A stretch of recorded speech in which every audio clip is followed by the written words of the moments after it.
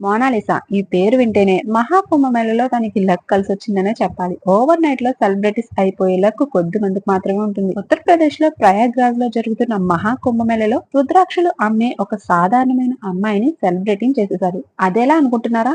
మహాకుంభమేళలో పూసలు అమ్మడానికి వెళ్తా అంటే మోనాలిసా కుటుంబం ఒప్పుకోలేదట. కానీ తను పట్టుబట్టి వచ్చింది ఇక్కడికి. ఇక ఆమె కుంభమేళకి వచ్చాక రుద్రాక్షలు అమ్ముతూ ఉంటే కుంభమేళకు వచ్చిన జనమంతా వాళ్ళకి గుర్తుగా ఫొటోస్ వీడియోస్ తీసుకుంటూ ఉంటారు. మోనాలిసాను కూడా వీడియో తీసి సోషల్ మీడియాలో షేర్ చేశారు ఆ వీడియోని. ఇక అంతే సంగతి. కుంభమేళకు వచ్చిన ప్రతి ఒక్కరు కూడా మోనాలిసాతో ఫోటోలు దిగడం నానా రచ్చ హంగామా చేసేశారు. దీంతో ఈమె తెగ వైరల్ అయిపోయింది. ఈ బ్యూటీని చూసి తన అందాన్ని మెచ్చిన బాలీవుడ్ డైరెక్టర్ సంజీవ్ కుమార్ ఈమెకు తన మూవీలో అవకాశం ఇస్తా అని అడిగారట. కానీ తను మొదట్లో ఒప్పుకోలేదు. ఇదంతా చూసి మహాకుంభమేళ నుంచి తన ఇంటికి వెళ్లిపోయిందట. ఇక ఇప్పుడైతే మొత్తానికి సంజీవ్ కుమార్ మూవీలో మోనాలిసా నటించబోతుంది. దాంతో సంజీవ్ కుమార్ ఈమెకు గిఫ్ట్ గా డైమండ్ నెక్లెస్ ను కూడా గిఫ్ట్ చేసేశారు.